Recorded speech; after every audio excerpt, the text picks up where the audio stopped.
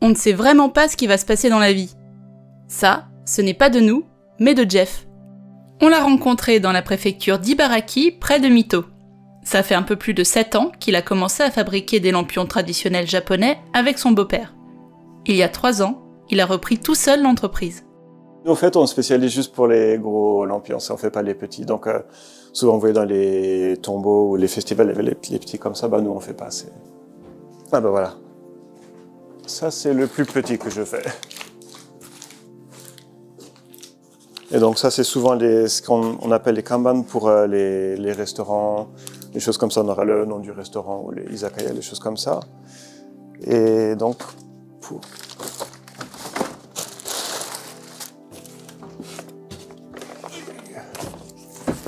Et donc, en fait, moi, je garde en stock jusqu'à cette taille-là. Et tout ce qui est plus gros que ça, je fais juste par commande, au fait. Ça, c'est mon travail qui est fini. Donc, une fois que j'ai fait ça, je le repasse au grossiste et c'est là où il fait toute la finition. Donc, tout ce qui est peinture, mettre les boucles et toute la revente, c'est eux qui font. Donc, mon travail, c'est juste ça. Au fait, en japonais, on appelle ça hibukuro, c'est le sac de feu. Je sais pas, c'est où il y a la lumière, au fait. Tu fais tout ce qui est structure. Voilà, c'est ça, ouais. Les gros, ça peut être tout pour les magasins, ensuite pour les temples. Par exemple, il y a Zenkoji à Nagano. Je sais que là, en fait, nous, il y en a 4 à l'entrée, que c'est seulement nous qui les font, ceux-là. Et ensuite, par exemple, les vraiment gros qu'on fait, c'est souvent les festivals, les choses comme ça qu'on utilise, ouais.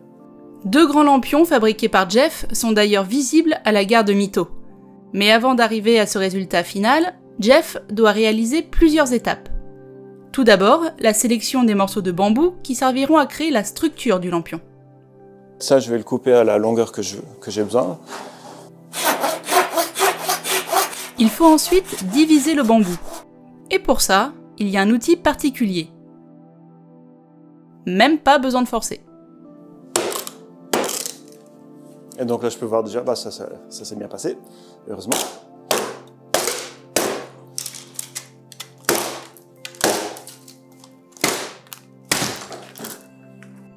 Ces gestes, Jeff les pratique au quotidien. Il est devenu l'héritier d'une tradition japonaise très ancienne. Et pourtant, rien ne le destinait à ça. Je suis né en Suisse, mon père était anglais, ma mère allemande, mais j'ai grandi en France à côté de la frontière suisse. J'avais jamais pensé vivre ou venir au Japon, mais c'est en fait, j'étais en Nouvelle-Zélande en voyage et j'ai rencontré une jolie japonaise. Et finalement, c'est pour ça que je me suis retrouvé au Japon en fait. Et donc, par chance, son père, il fait ce travail-là. Donc, ouais, on sait vraiment pas ce qui va se passer dans la vie. Pendant plusieurs années, Jeff est professeur d'anglais au Japon. Mais l'envie de faire un travail manuel ne l'a jamais quitté. Il y a 7 ans, son beau-père pense à prendre sa retraite. Au fur et à mesure, on a commencé à parler qu'il n'y avait pas beaucoup de gens, il manquait des gens pour faire ces travails-là, les jeunes ne reprenaient pas. Puis, en fait, moi, ça m'intéressait bien de faire un travail manuel, donc c'est pour ça, au début, on s'est dit, ouais, ça me dirait bien de continuer. Et il m'a appris à faire ça. Et donc, ça s'est bien passé. Donc, j'ai changé de carrière et j'ai commencé à faire ça comme carrière. Jeff apprend le métier de A à Z avec son beau-père. Les gestes, les étapes, les techniques. Ensemble, ils modernisent aussi la fabrication. Pour enlever les aspérités du bambou et mettre les lamelles à l'épaisseur souhaitée, ils ont fait faire spécialement cette machine. Avant, tout se faisait à la main. De 30 à 40 minutes de travail au couteau pour une quarantaine de lamelles, Jeff est passé à 5 minutes. Mais la peau, elle, s'enlève toujours au couteau. Sans cela, la colle ne tiendra pas. Il y a quand même un sens pour les fushis-là. Si je fais du haut, ça coupe plus facilement. Si je fais du bas, ça va coller un petit peu là, ça, avec le couteau. Et donc ça, c'est vraiment juste à la main. En comptant 1 minute à peu près pour chacune, imaginez le temps pour une grande lanterne de 90 baguettes. Et donc ça, c'est la partie qui prend le plus de temps. Cette conception est ancestrale. À part la machine qui permet de gagner en temps et en efficacité, la technique est restée la même. Tout ce travail qu'on vient de voir, et tout celui qui va suivre car on est encore loin d'une lanterne terminée, Jeff l'a appris de son beau-père, Minoru Iijima. Fabriquer des lanternes traditionnelles, Ça a été son métier pendant 53 ans.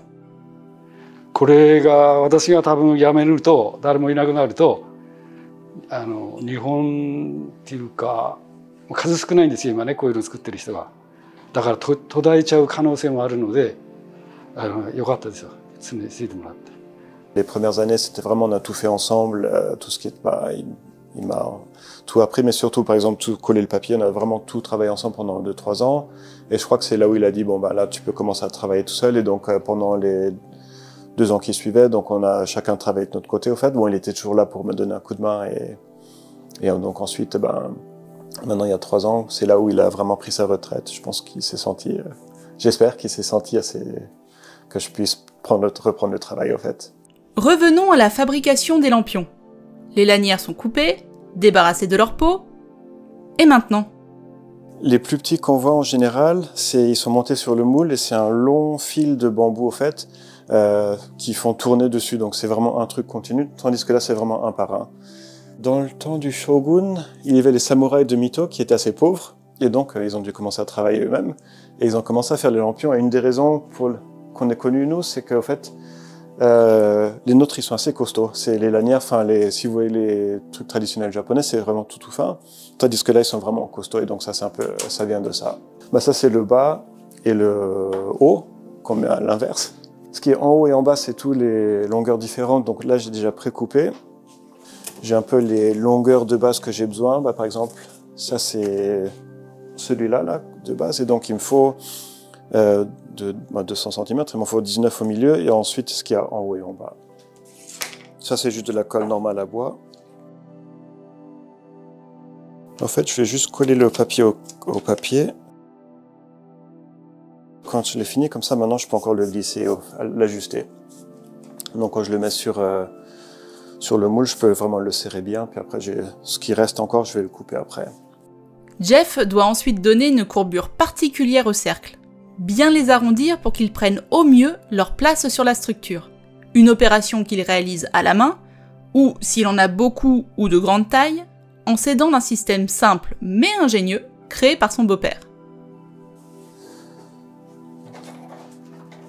Et donc voilà, c'est vraiment la spécialité de la région entre, c'est vraiment un par un en fait sur le moule. Et donc là, ce qui reste un peu, où je peux ajuster, ça je vais juste le couper.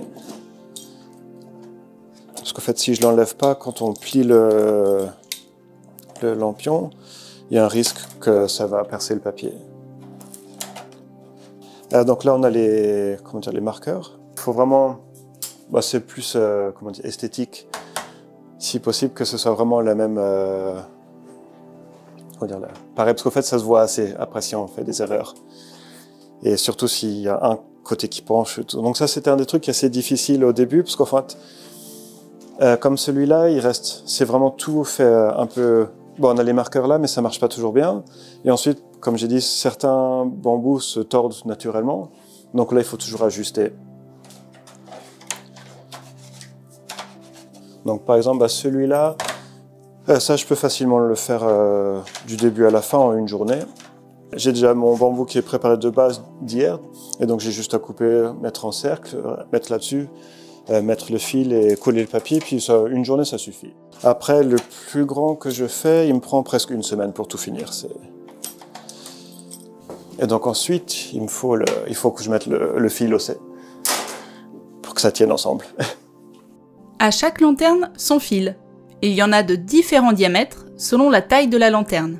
On essaye de faire en sorte que le fil soit bien droit, qu'il soit toujours la même largeur entre. Et donc là, on a les guides, mais ça marche pas toujours bien. Donc souvent, on essaie de gérer un peu avec les doigts pour faire la même façon. Et ensuite à l'œil aussi. Vous l'essayez? La moins manuelle des deux se lance. Passé la peur de casser une baguette, Jeff nous a rassuré, c'est bien solide. Ce n'est pas si difficile, et même très plaisant. Place ensuite à une des dernières étapes, le collage du papier. Jeff travaille avec 2 types de papier traditionnel japonais, fait à la machine, qu'il commande par paquet de 200. Un plus épais que l'autre pour les grosses lanternes. Du papier très solide qui se rigidifie une fois sec. Et c'est imperméable. Une fois qu'ils sont finis, quand le grossiste il va les vendre, il va mettre de la cire dessus, au fait, pour que ça tienne dehors. Parce que, ça tient l'eau, mais ça va se casser avec l'eau, en fait. Donc, c'est pour ça qu'ils mettent ou bien de la cire. Et là, je crois que ça prend, ils avaient dit, environ 3 semaines pour bien que ça sèche, que ça... Et sinon, après, ils peuvent aussi juste mettre un sac plastique aussi dessus. Jeff enduit ensuite de colle la structure avant de disposer les feuilles de papier préalablement découpées. C'est quoi ton moment préféré? Pour moi, c'est mettre le fil. C'est le plus relaxant. Enfin, relaxant, c'est... Ouais. C'est de la méditation? Un peu, oui. On entre un peu, pas dans une transe, mais une fois qu'on est bien dans le rythme, ça vient tout seul. Puis en fait, c'est là où je vois vraiment qu'il y a tout qui prend forme. Et donc, c'est un peu là où je sais un peu comment ça va, si ça va bien finir ou pas. À combien sont vendus ces lampions traditionnels? Pour celui sur lequel Jeff travaille, il touche 6500 yens. Le revendeur, lui, peut le vendre le double, voire le triple, selon le travail fait ensuite dessus. Peinture, calligraphie... Mais selon la taille, ça peut être beaucoup plus. Le plus gros, il fait 260 000 par là. Donc là, c'est une semaine de travail. Ouais. Et les matières premières? Le bambou, il me fait, je crois que c'est environ 300 yens par bambou. Et là, je peux vraiment l'utiliser, presque tout utiliser. Le papier, il augmente, il y a tout qui augmente de prix tout le temps. Là, une feuille, ça me fait 500 yens maintenant. Le lampion est quasiment terminé. Et donc là, il faut que ça reste séché, une journée, ça suffit. Et donc là, au fait, le papier, une fois qu'il est mouillé, il est très maniable. Une fois qu'il est sec, il devient très rigide. Et en fait, ces deux lampions, c'est les mêmes. Et donc celui-là, donc une fois que je l'ai fini, je peux le... Puis il va se séparer au début, j'avais vraiment peur, je vais le casser, je suis comme ça, mais en fait c'est assez costaud. Et donc c'est juste à enlever tout ce qui rechange le nez à l'intérieur.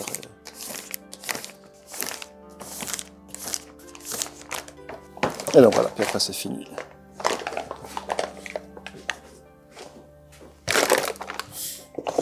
Jeff réalise aussi de grands éventails utilisés dans les festivals, mais aussi des créations plus personnelles. Avec le verre, les vitrails que je faisais comme passe-temps depuis que je suis enfant, j'ai essayé de mélanger les deux. Pendant Covid, notre travail, on a perdu, je dirais, presque 90% du travail, parce que en fait, nous, vu que notre travail c'était tout pour les festivals, les temples, et plus personne ne pouvait bouger. Heureusement, avec le grossisme, on a réussi à garder les choses tournées. Mais pendant ce temps, j'avais pas mal de temps, donc j'ai essayé de penser à faire quelque chose de nouveau. Puis ensuite, c'est surtout, je voudrais essayer de laisser ma marque à moi sur ce travail.